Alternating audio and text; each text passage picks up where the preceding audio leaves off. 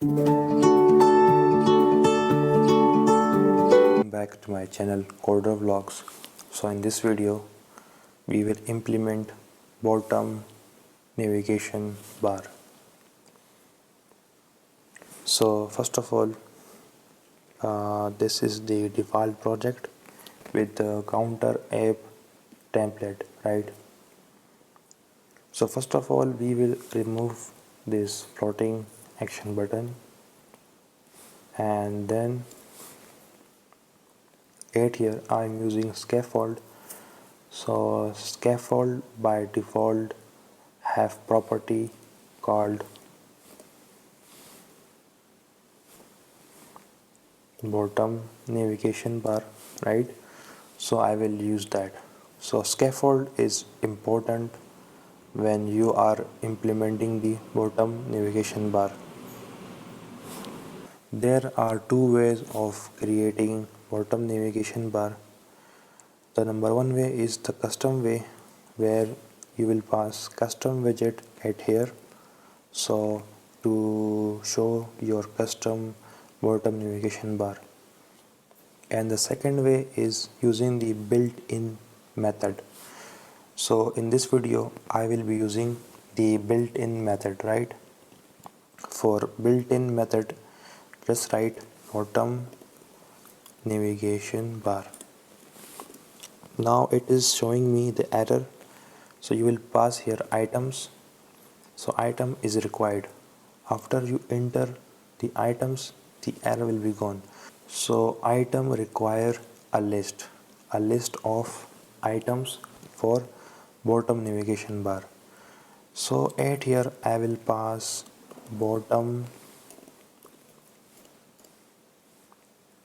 navigation bar item, which will require icon. So first of all I will pass the icon of home, then I will pass the icon for search, right? So to make it constant, after making the list constant, the blue underline wording is gone.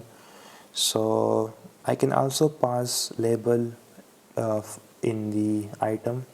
So let's pass the label also. So at here I will write home, and in the below label I will write the search, right? Now let me run the application. After executing the program, this is the output. You can see here, this is the bottom navigation, and I have two items. One is home and one is search, and home is selected. So when I click on the search, so the click is not working, and also that it should select the search item when I click on the search item.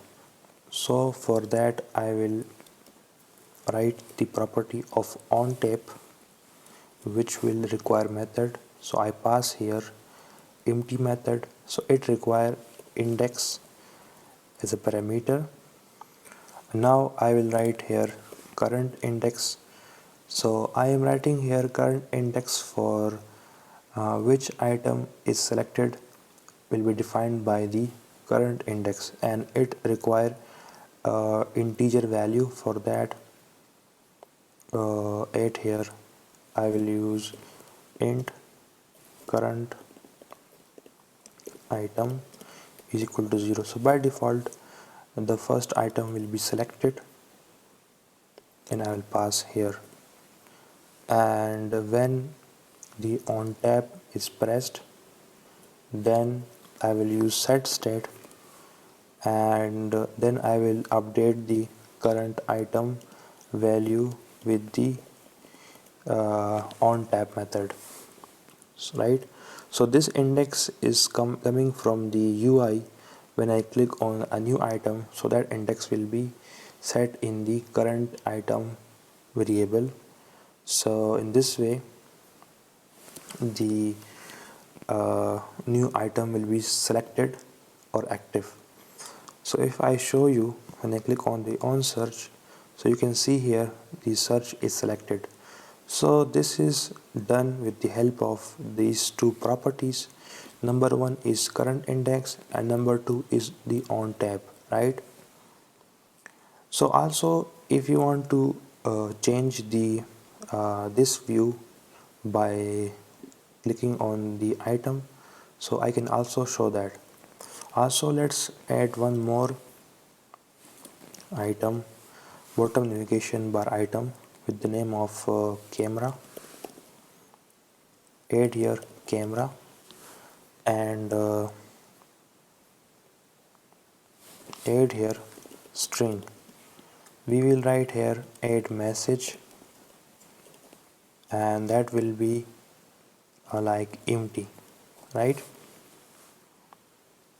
You can set that none or we can set by default home. So by default it is home and we will use that over here, right? So remove the constant, so error will be gone.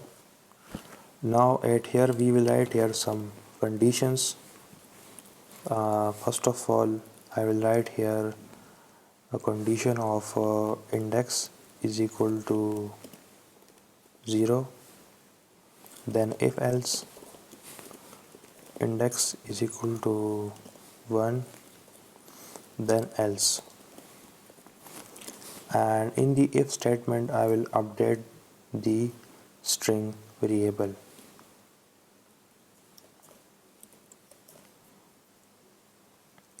For 0 it will be home, for 1 it will be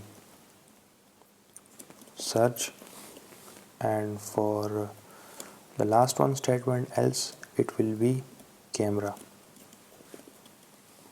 So now let's rerun the program and let's see how it is working or looking. So we have 3 items now. By default the home is selected and you can see here home message.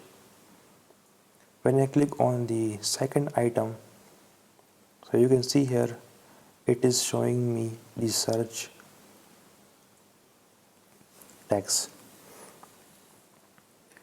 Then when I click on the camera, so it will show me the camera message. So this is how you can implement the bottom navigation bar. So this is easy or simple, and thank you for watching the video. I will see you in the next video. Bye bye.